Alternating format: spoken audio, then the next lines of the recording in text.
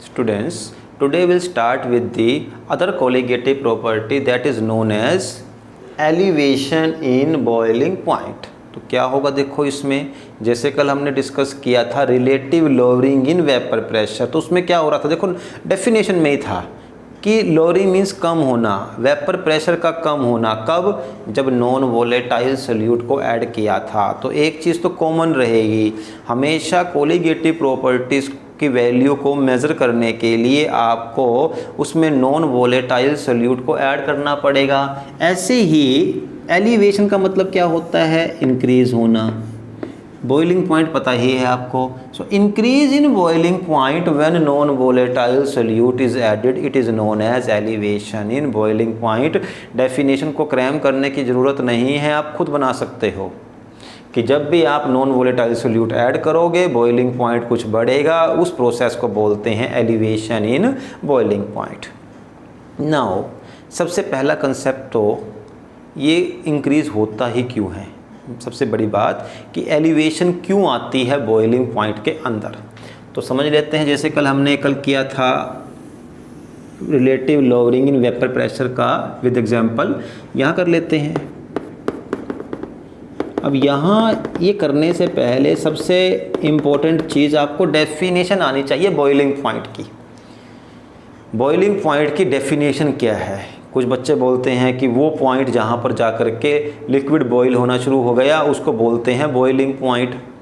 तो ये एग्जैक्ट या सही डेफिनेशन नहीं है, ये जस्ट एक प्राइमरी क्लास के बच्चे को समझाने के लिए कि हाँ वो कंफ्यूज ना हो, इसको बोलते हैं boiling point. Otherwise what is the boiling point? देखो कल हमने ये थोड़ा सा ये कंसेप्ट रिलेटिव लोअरिंग में भी किया था कि क्या होता है, आपके वेपर बाहर कब आएंगे? जब प्रेशर किससे हाई हो जाएगा? एटमॉस्फेरिक प्रेशर से। क्योंकि देखो एक जो गैसेस हैं ऊपर से वो प्रेशर लगा रही हैं, नीचे से वेपर आया, वो उसके पास भी कुछ एनर्जी है, तो उस एनर्जी की वजह से वो अपना प्रेशर लगाएगा। जब वेपर का प्रेशर एटमॉस्फेरिक प्रेशर से ज़्यादा हो जाएगा तो वो वेपर वाटर से बाहर आ जाएगा। अब वो टेम्परेचर मीन्स बॉइलिंग पॉइंट का मतलब हो गया एक वो टेम्परेचर जिस पर वेपर प्रेशर जो है वो एटमॉस्फेरिक प्रेशर के बराबर हो जाए। एटमॉस्फेरिक प्रेशर के बराबर हो जाए मीन्स उससे बिल्कुल अगले पॉइंट पर क्या होगा? That will change into the vapour. क्योंकि मैंने कहा इक्वल, तो इक्वल में तो बाहर जाएंगे नहीं, बिल्कुल बराबर। मीन्स मान लो वाटर का बॉइलिंग पॉइंट है 100, तो 100 डिग्री से बिल्कुल ऊपर जाते ही वेपर्स में कन्वर्जन स्टार्ट हो जाएगी and that temperature is known as boiling point. ठीक, तो बॉइलिंग पॉइंट एक ऐसा टेम्परेचर है जहाँ पर वेपर का प्रेशर बॉइलिंग एटमॉस्फेरिक प्रेशर के बराबर हो जाता है। ठीक, अब इसको ज़रा समझते हैं और तरीके से।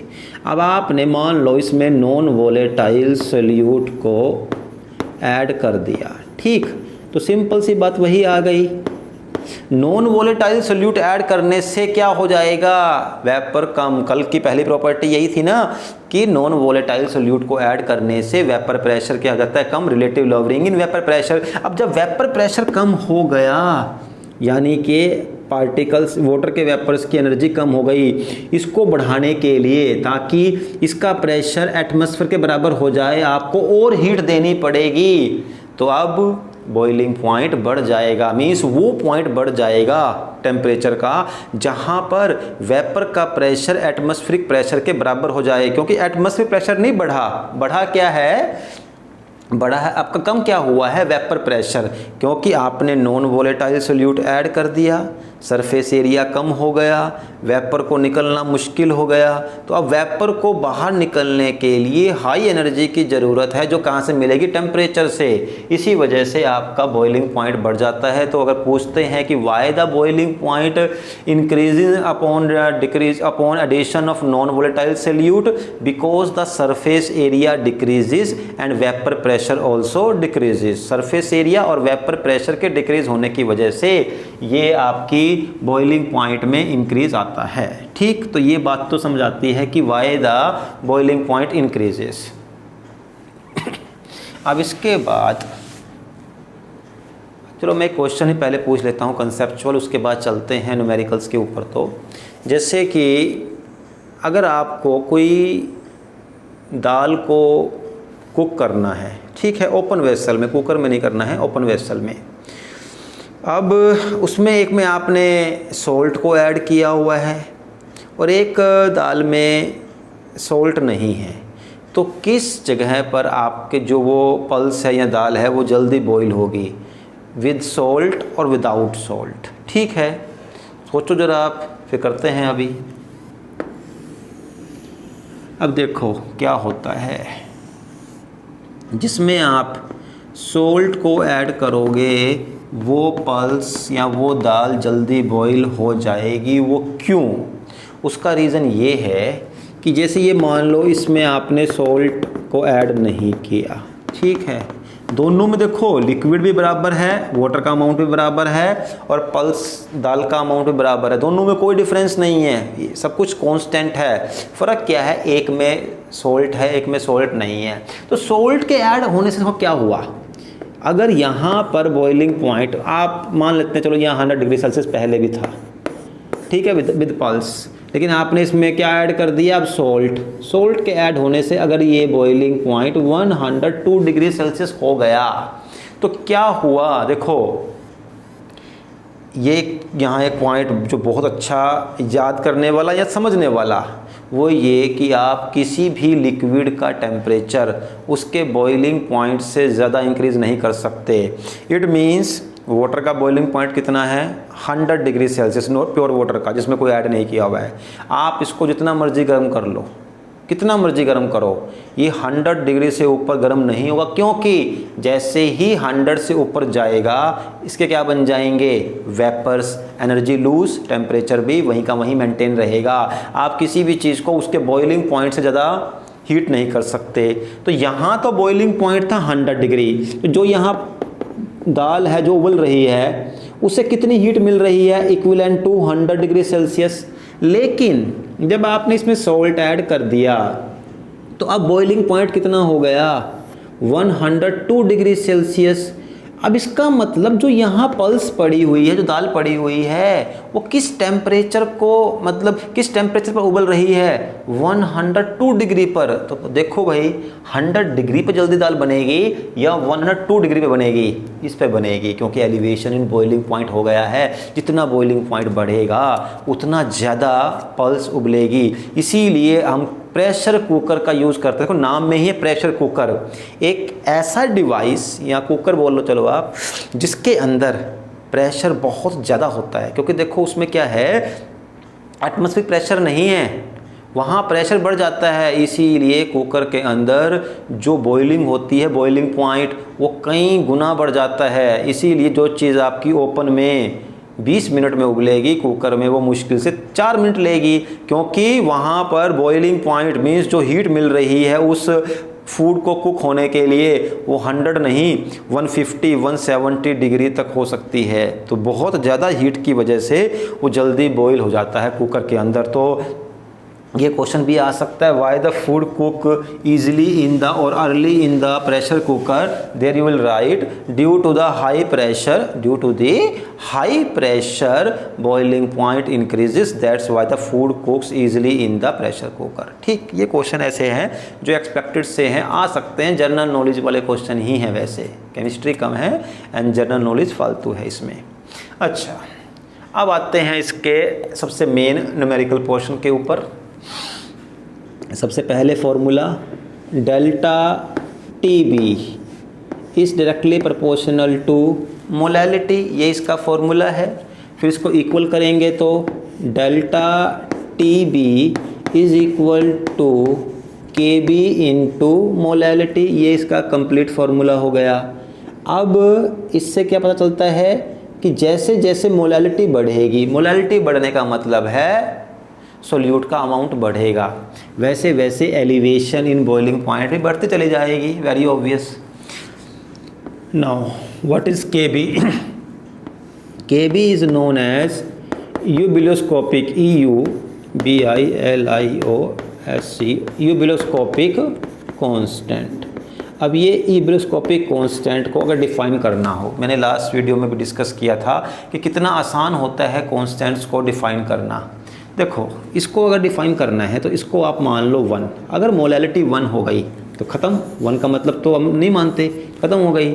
अगर मोलैलिटी को 1 मान लिया तो Kb किसके बराबर हो गया? Delta Tb। डेल्टा Tb क्या है?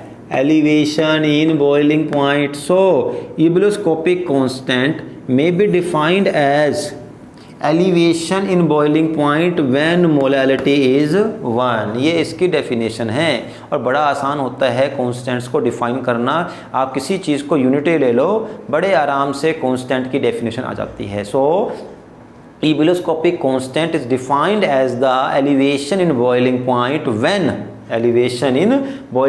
When molality is 1। चलो, यहाँ पर ये भी हो गया।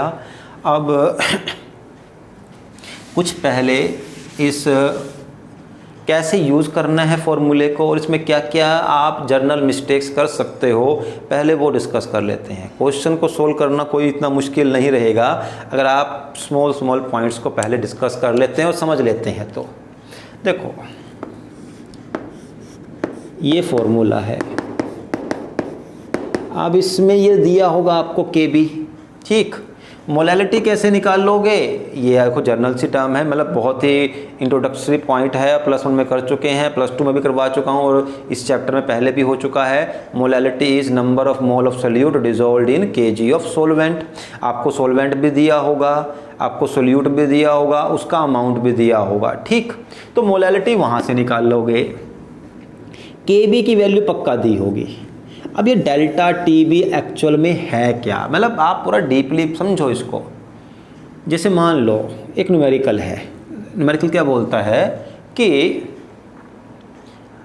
अ सॉल्यूशन बॉइल्स एट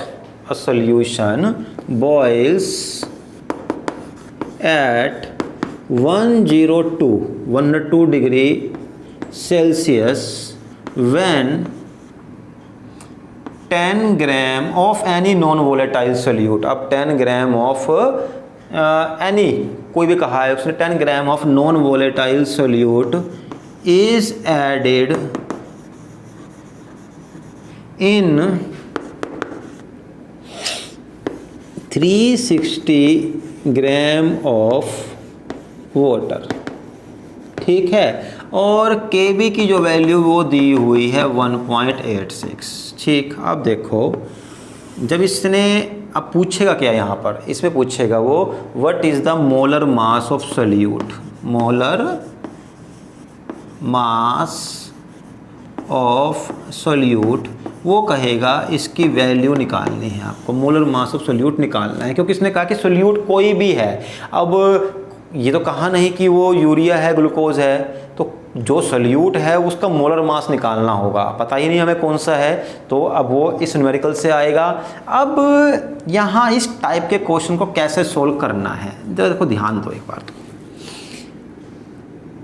पहले इस पूरे के पूरे न्यूमेरिकल को आप पूरे के पूरे जो ये आपका फॉर्मूला है इसको एक्सपेंड कर दो। तो डेल्टा Tb तो एक्सपेंड क्या होगा, इज इक्वल टू Kb, वो दिया हुआ है, चलो बाद में करेंगे इसको। अब मोलैलिटी क्या होता है? Number of mole of solute, यानी कि Wb/Mb, यही होता है। नंबर ऑफ मोल का मतलब given mass by molar mass of solute. तो given mass of solute molar by solute into नीचे क्या आएगा, क्योंकि मोलैलिटी है तो मास ऑफ सोलवेंट, तो Wa का मतलब, W का मतलब मास, A का मतलब सोलवेंट। A का मतलब सोलवेंट ही लेते हैं, कल भी डिस्कस हुआ था। और क्योंकि जो आपके पास सोलवेंट है वो वाटर है ना, ग्राम में दिया है तो ऊपर क्या लगा दोगे 1000। अब पूछा क्या है इसमें, मोलर मास ऑफ सोल्यूट, तो यानी कि ये निकालना होगा। अब बाकी चीज़ें आपको दी होनी चाहिए न्यूमेरिकल में, जैसे कि डेल्टा Tb में बाद में निकालता हूँ, पहले Kb दिया हुआ है 1.86 इनटू Wb का मतलब है मास ऑफ सोल्यूट। कितने ग्राम सोल्यूट ऐड किया है 10, तो 10 लिखो, डिवाइड बाय Mb तो पूछा ही है, तो निकालना पड़ेगा, into 1000 and divide by W A. W A मतलब डब्ल्यू ए का मतलब होता है molar mass of weight of the solvent. कितना सोलवेंट है? 360 ग्राम। तो यहाँ लगा दिया ये। चलो ठीक। अब यहाँ डेल्टा टी भी कैसे करें, यहाँ बच्चे गलती करते हैं। देखो मेरा मेन मकसद यहाँ भी करवाने का है कि आप कौन कौन सी गलतियाँ कर सकते हो उन्हें रेक्टिफाई करो। अगर प्रैक्टिस करोगे न्यूमेरिकल हो जाएंगे। बस मिस्टेक्स कहाँ कहाँ हो सकती है। अब डेल्टा टी बी क्या है, कई बच्चे लिख देंगे 102 डिग्री सेल्सियस। अरे भाई ये डेल्टा टी बी नहीं है, ये डिफरेंस नहीं है, ये एलिवेशन नहीं है, ये तो बॉइलिंग पॉइंट हो गया सोल्यूशन का। डेल्टा टी बी क्या होगा, जो नॉर्मल बॉइलिंग पॉइंट होता है उसको निकाल दो एलिवेशन में। देखो पता है हमें, ये अगर नहीं भी दिया और नहीं दिया होगा, वाटर का बॉइलिंग पॉइंट मानना पड़ेगा। कितना होता है? 100 डिग्री सेल्सियस। वाटर कितना है? 100 डिग्री सेल्सियस। लेकिन सॉल्यूशन कितना हो गया? 102 डिग्री सेल्सियस। अब कितना इंक्रीज हुआ? 2 डिग्री। मीन्स देखो अगर आप उसमें सोल्ट ऐड ना भी करते, जो भी कुछ ऐड किया है यहाँ पर वो ना करते, तब भी वाटर का बॉइलिंग पॉइंट कितना होता? 100 डिग्री। एडिशन करने से कितना हो गया? 102 डिग्री। ठीक, 102 डिग्री। कितना इंक्रीज हुआ? डिफरेंस कितना आया? 2 डिग्री का। तो देखो डेल्टा का मतलब क्या है? तो डिफरेंस वो लिखोगे आप यहाँ 2। क्या लिखोगे यहाँ पर? 2। ठीक। अब यहाँ पर भी एक बच्चे गलती कर देते हैं, क्योंकि अब जो ये क्वेश्चन करना है आपको वो करना है केल्विन में। केल्विन क्यों? क्योंकि केल्विन आपकी एसआई यूनिट है। अब वो क्या करेंगे, इसमें भी कई बार वो 273 ऐड कर देते हैं। वो ऐड नहीं करना है, क्योंकि अगर मान लो आपने इसके अंदर 273 ऐड कर दिया तो देखो 273 प्लस 2 कितना हो गया? ये 275। 275 आपने उसको केल्विन कर दिया, तो यानी कि अब आपका बॉइलिंग पॉइंट क्या 275 केल्विन हो गया? नहीं हुआ। देखो यहाँ पर आपको इसको इसमें केल्विन में, देखो जब आप चेंज करते हो ना, तो डिग्री हो या केल्विन हो, डिग्री सेल्सियस केल्विन, वो सेम होता है। वो कैसे? मैं इसको एक एग्जांपल ले लेता हूँ। थोड़ा यहाँ पे रब कर लेते हैं, स्पेस बनाते हैं। और तो ये पूरा क्वेश्चन देखो यहाँ सोल्व हो जाएगा। मैं इसको पहले सोल्व कर देता हूँ, फिर इसको लेता हूँ कि कैसे, ये अलग पॉइंट रहेगा कि कैसे डिफरेंस में केल्विन और डिग्री सेम रहेगी। देखो अब आपको एम बी निकालना था, आसान सा है। एम बी को यहाँ लिख दो और 2 नीचे ले आओ। बाकी देखो आपका सबका सब न्यूमेरिकल पोर्शन है वो करना पड़ेगा। और एम बी क्या होता है? यूनिट आएगी इसकी मोल पर ग्राम। ठीक है, सॉरी ग्राम पर मोल। एसआई यूनिट आएगी ग्राम पर मोल। मोलर मास निकाल लोगे तो यूनिट दोगे और देनी पड़ेगी। अगर नहीं लिखोगे यूनिट आपके हाफ मार्क्स कट जाएंगे। तो ग्राम पर मोल मोलर मास की यूनिट होगी, वो पुट करोगे। तो ये तो ऐसे तो करना है आपको न्यूमेरिकल। देखो अब जो हमें पॉइंट डिस्कस करना है, जिसके लिए स्पेस की रिक्वायरमेंट थी, वो ये कि डिफरेंस में आपकी यूनिट चेंज नहीं होती। वो क्यों? देखो मान लो आपके पास वाटर का मान लेते हैं, यही केस ले लेते हैं। देखो अगर वो 100 डिग्री पर बॉईल हो रहा है, 100 डिग्री पर बॉईल हो रहा है, तो अब उसमें आपने कुछ सॉल्यूट ऐड कर दिया। वो कितना हो गया? 102 डिग्री सेल्सियस। कितना डिफरेंस आया? 2 का। ये डेल्टा टी भी हो गया। ठीक। अब अगर मान लो आपके पास, इसी को मैं लेता हूँ, 100 is equal to 100 degree Celsius means 373 kelvin. Because अगर आपको डिग्री सेल्सियस को चेंज करना है केल्विन में, तो कितना ऐड करोगे? 273। तो कितना है बॉइलिंग पॉइंट वाटर का? 273 होता है, सॉरी 373 होता है। बिकॉज 373 मीन्स 100 डिग्री सेल्सियस, क्योंकि 273 ऐड करते ही चेंज हो गया है ये केल्विन में। अब अगर आप 102 को चेंज करोगे तो कितना होगा? 375, क्योंकि इसमें आपने फिर दोबारा से 273 ऐड किया और इसका डिफरेंस भी कितना आया? 2 केल्विन। तो आंसर कितना आया? 2 केल्विन। तो डिफरेंस कितना है? 2 केल्विन, आप वहाँ पर 273 केल्विन डिफरेंस नहीं लिख सकते। मीन्स आपका कहने का मतलब ये हो गया कि उसके और उसके बीच में, मतलब कि जो जितना इंक्रीज हुआ है, अगर मान लो पहले 373 था, तो अगर आपने ये लिख दिया यहाँ पर कि 273 केल्विन, तो इसका मतलब है कि 373 से भी आगे 273 केल्विन इंक्रीज हो चुका है। इतना इंक्रीज पॉसिबल नहीं है। देखो डिक्रीज वहाँ इस चेंज में 1 केल्विन चेंज का मतलब 1 डिग्री सेल्सियस चेंज भी होगा, क्योंकि जितना हमने केल्विन बढ़ाया है उतना ही सेल्सियस भी बढ़ाया है। मतलब ये 100 से 2 हुआ, तो ये 373 से 375 होगा। आंसर वो 2 ही रहेगा, वो चेंज नहीं होगा। तो डिफरेंस में यूनिट चेंज नहीं होती, वो केल्विन केल्विन रहेगी, सेल्सियस सेल्सियस रहेगी। आप 2 डिग्री अगर चेंज को कह रहा हूँ मैं, अगर चेंज है तो 2 डिग्री सेल्सियस या 2 केल्विन वो सेम रहेगा, वो चेंज नहीं होगा। ठीक, तो ये छोटी छोटी गलतियाँ हैं जो बच्चे करते हैं। अब इसमें मैं कोई एक आधा और क्वेश्चन कर लेता हूँ जो कि आपको हेल्प करे करने के लिए, ताकि प्रीवियस ईयर के क्वेश्चन पेपर से ले लेता हूँ। उसके बाद फिर मैं कल एक नई प्रॉपर्टी को डिस्कस करूँगा।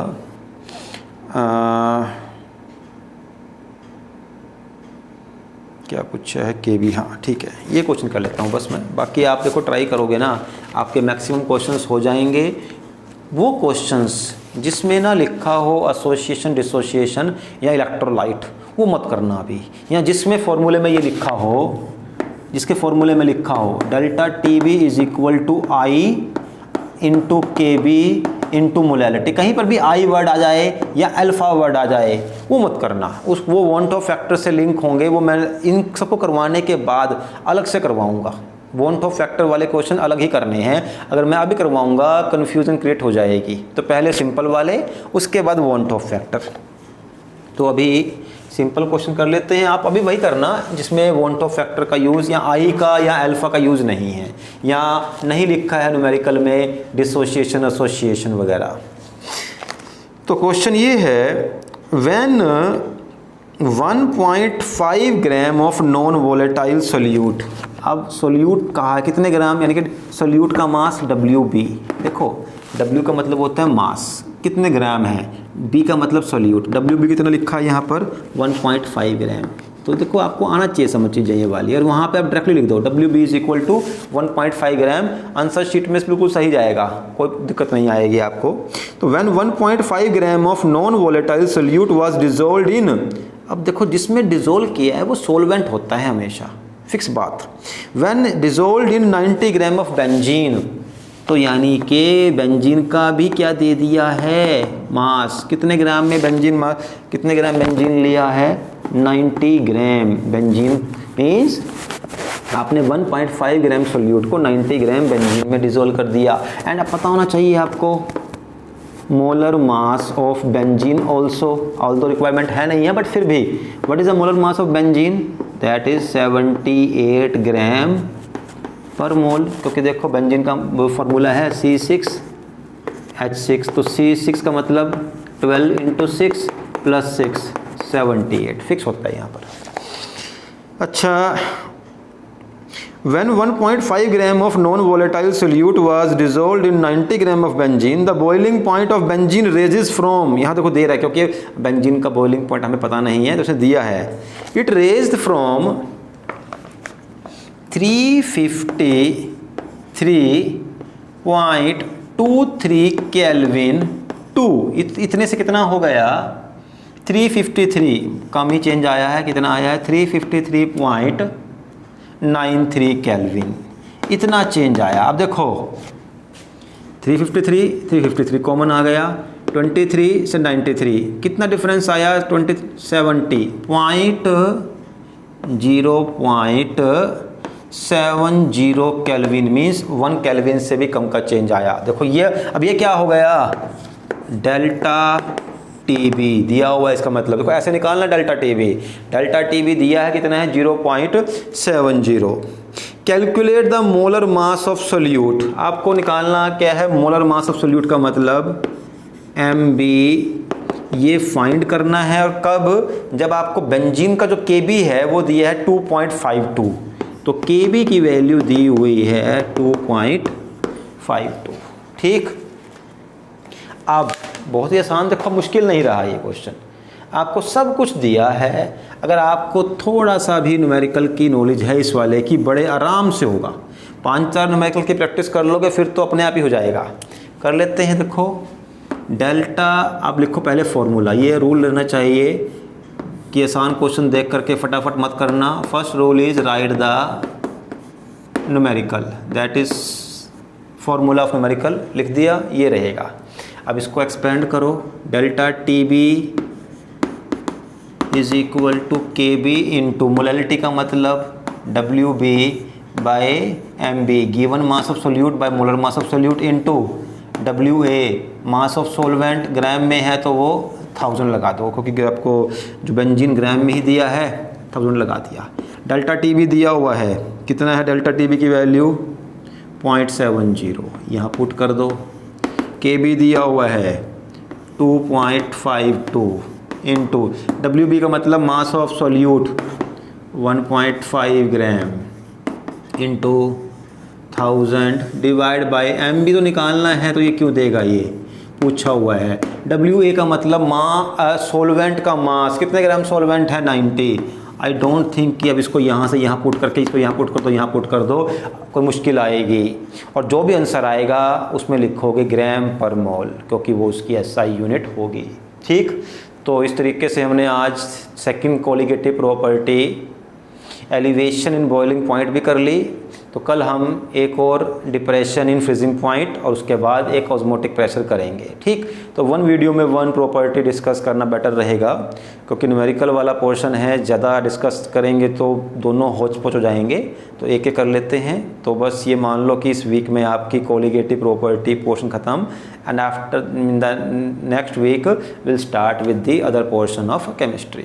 Okay, thank you.